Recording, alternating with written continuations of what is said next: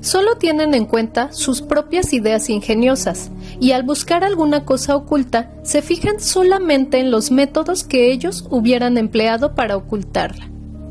Tienen mucha razón en la medida en que su propio ingenio es fiel representante del de la masa, pero cuando la astucia del malhechor posee un carácter distinto de la suya, aquel los derrota, como es natural.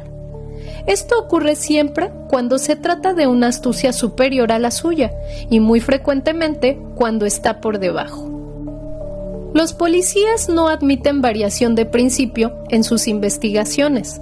A lo sumo, si se ven apurados por algún caso insólito o movidos por una recompensa extraordinaria, extienden o exageran sus viejas modalidades rutinarias, pero sin tocar los principios.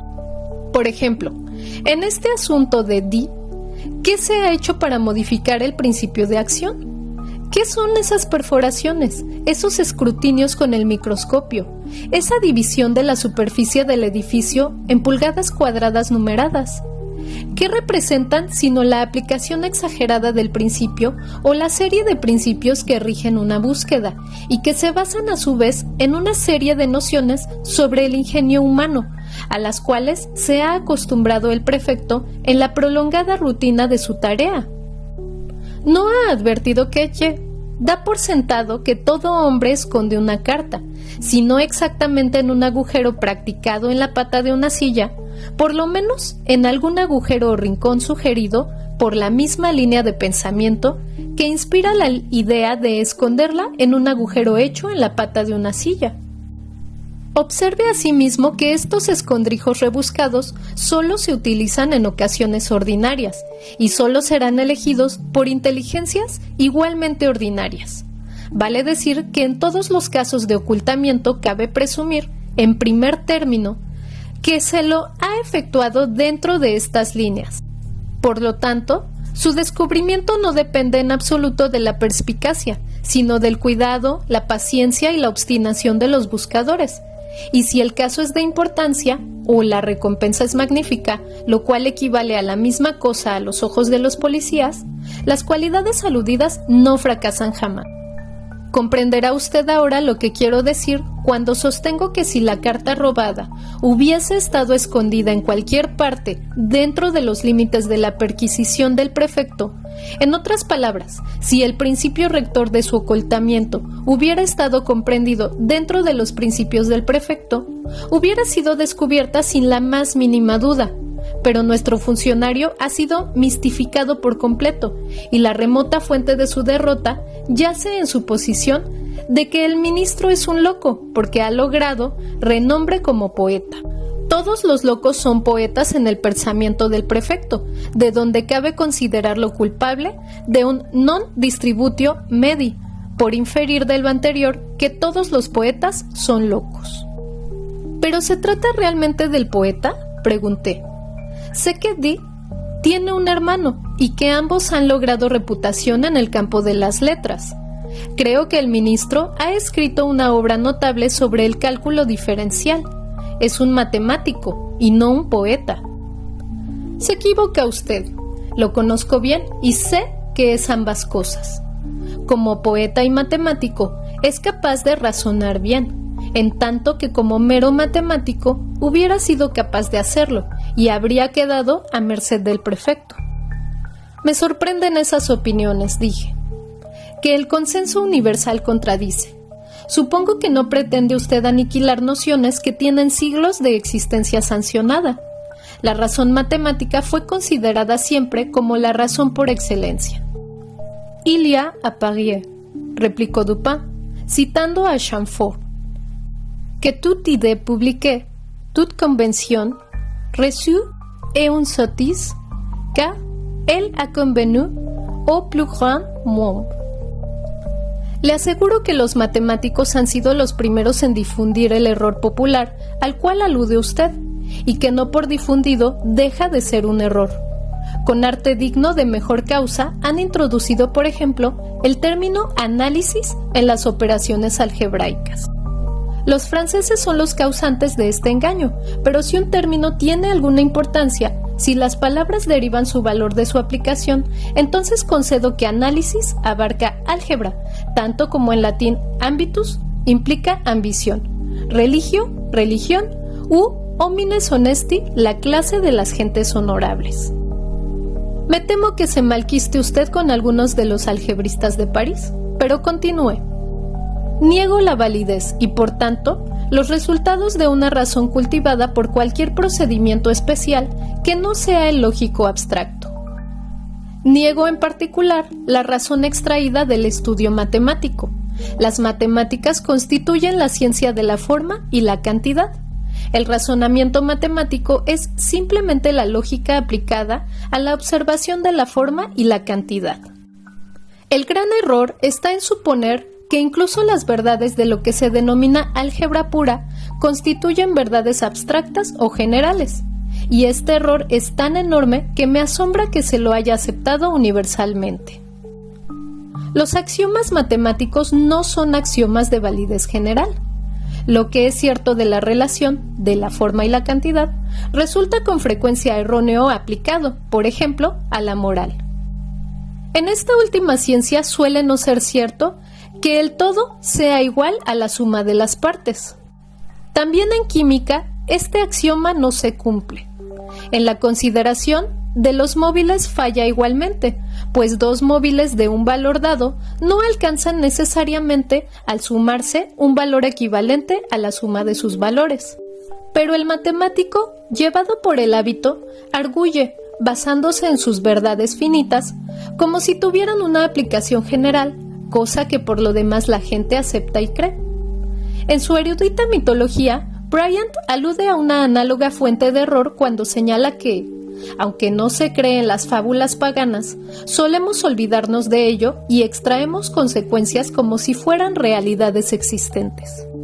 Pero, para los algebristas, que son realmente paganos, las fábulas paganas constituyen materia de credulidad y las inferencias que de ellas se extraen no nacen de un descuido de la memoria, sino de un inexplicable reblandecimiento mental. Para resumir, jamás he encontrado a un matemático en quien se pudiera confiar fuera de sus raíces y sus ecuaciones, o que no tuviera por artículo de fe que x2 más px es absoluta e incondicionalmente igual a q. Por vía de experimento, diga a uno de estos caballeros que, en su opinión, podrían darse casos en que x2 más px no fuera absolutamente igual a q, pero, una vez que le haya hecho comprender lo que quiere decir, sálgase de su camino lo antes posible, porque es seguro que tratará de golpearlo. Lo que busco indicar, agregó Dupin, mientras yo reía de sus últimas observaciones, es que, si el ministro hubiera sido solo un matemático, el prefecto no se habría visto en la necesidad de extenderme este cheque, pero sé que es tanto matemático como poeta, y mis medidas se han adaptado a sus capacidades, teniendo en cuenta las circunstancias que lo rodeaban. Sabía que es un cortesano y un audaz intrigante. Pensé que un hombre semejante no dejaría de estar al tanto de los métodos policiales ordinarios. Imposible que no anticipara, y los hechos lo han probado así, los falsos asaltos a que fue sometido. Reflexioné que igualmente habría previsto las pesquisiciones secretas en su casa. Sus frecuentes ausencias nocturnas, que el prefecto consideraba una excelente ayuda para su triunfo, me parecieron simplemente astucias, destinadas a brindar oportunidades a la perquisición y convencer lo antes posible a la policía de que la carta no se hallaba en la casa como G, terminó finalmente por creer. Me pareció asimismo que toda la serie de pensamientos que con algún trabajo acabo de exponerle y que se refieren al principio invariable de la acción policial en sus búsquedas de objetos ocultos, no podría dejar de ocurrírsele al ministro. Ello debía conducirlo inflexiblemente a desdeñar todos los escondrijos vulgares. Reflexioné que ese hombre no podía ser tan simple como para no comprender que el rincón más remoto e inaccesible de su morada estaría tan abierto como el más vulgar de los armarios a los ojos, las sondas, los barrenos y los microscopios del prefecto. Vi, Por último, que D terminaría necesariamente en la simplicidad, si es que no la adoptaba por una cuestión de gusto personal. Quizá recuerde usted con qué ganas rió el prefecto cuando, en nuestra primera entrevista, sugerí que acaso el misterio lo perturbaba por su absoluta evidencia. Me acuerdo muy bien, respondí. Por un momento pensé que iban a darle convulsiones. El mundo material, continuó Dupin, abunda en estrictas analogías con el inmaterial, y ello tiñe de verdad el dogma retórico, según el cual la metáfora o el símil sirven tanto para reforzar un argumento como para embellecer una descripción. El principio de la vis inertiae, por ejemplo, parece idéntico en la física y en la metafísica.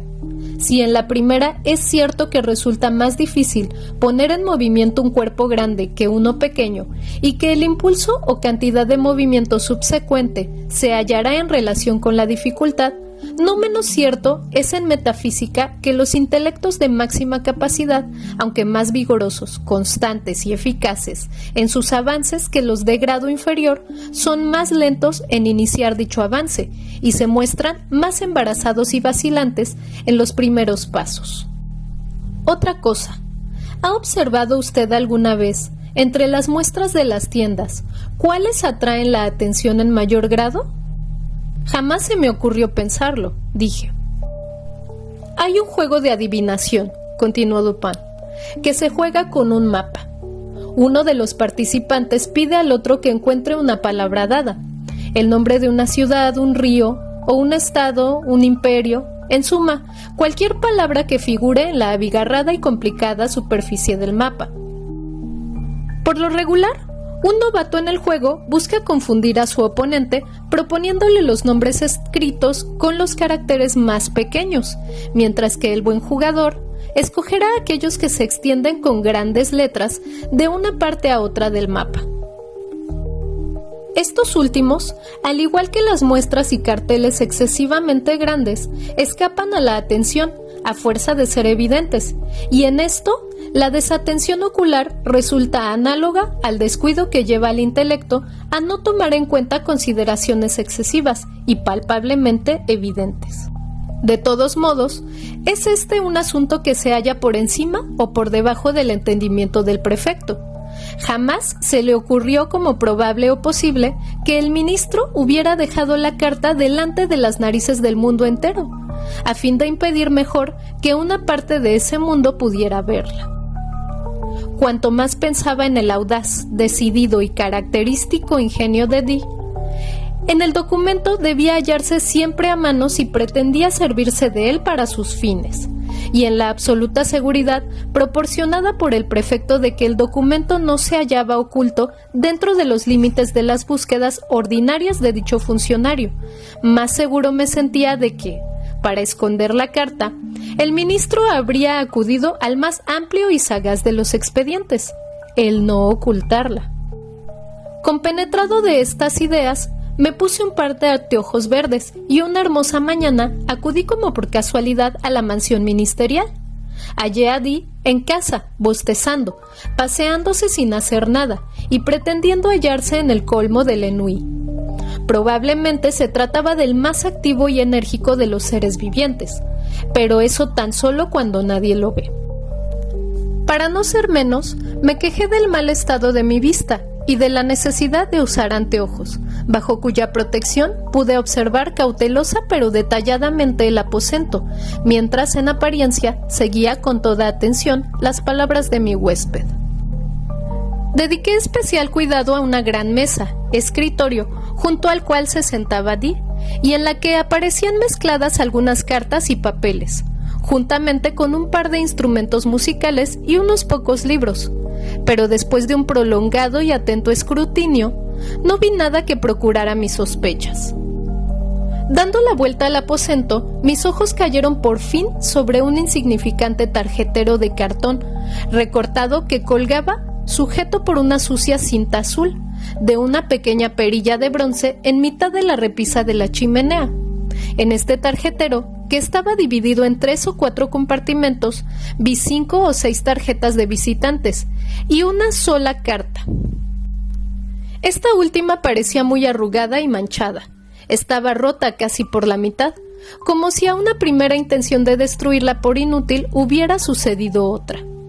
Ostentaba un gran sello negro, con el monograma de D, muy visible, y el sobrescrito, dirigido al mismo ministro, revelaba una letra menuda y femenina.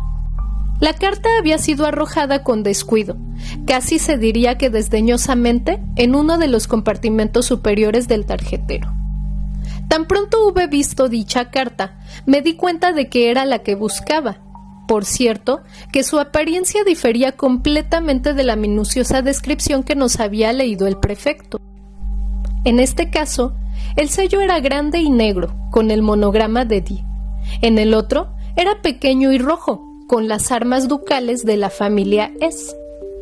El sobrescrito de la presente carta mostraba una letra menuda y femenina, mientras que el otro, dirigido a cierta persona real, había sido trazado con caracteres firmes y decididos. Solo el tamaño mostraba analogía, pero, en cambio, lo radical de unas diferencias que resultaban excesivas, la suciedad, el papel arrugado y roto en parte, tan inconciliables con los verdaderos hábitos metódicos de D, y tan sugestivos de la intención de engañar sobre el verdadero valor del documento, todo ello, digo sumado a la ubicación de la carta, insolentemente colocada bajo los ojos de cualquier visitante y coincidente, por tanto, con las conclusiones a las que ya había arribado, corroboraron decididamente las sospechas de que alguien que había ido allá con intenciones de sospechar. Prolongué lo más posible mi visita, y mientras discutía animadamente con el ministro acerca de un tema que jamás ha dejado de interesarle y apasionarlo, mantuve mi atención clavada en la carta. Confiaba así a mi memoria los detalles de su apariencia exterior y de su colocación en el tarjetero, pero terminé además por descubrir algo que disipó las últimas dudas que podía haber abrigado. Al mirar atentamente los bordes del papel, noté que estaban más ajados de lo necesario. Presentaban el aspecto típico de todo papel grueso que ha sido doblado y aplastado con una plegadera, y que luego es vuelto en sentido contrario, usando los mismos pliegues formados la primera vez. Este descubrimiento me bastó. Era evidente que la carta había sido dada vuelta como un guante, a fin de ponerle un nuevo sobrescrito y un nuevo sello. Me despedí del ministro y me marché enseguida, dejando sobre la mesa una tabaquera de oro. A la mañana siguiente volví en busca de la tabaquera y reanudamos placenteramente la conversación del día anterior. Pero, mientras departíamos, oyóse justo debajo de las ventanas un disparo como de pistola, seguido por una serie de gritos espantosos y las voces de una multitud aterrorizada. D corrió a una ventana, la abrió de par en par y miró hacia afuera.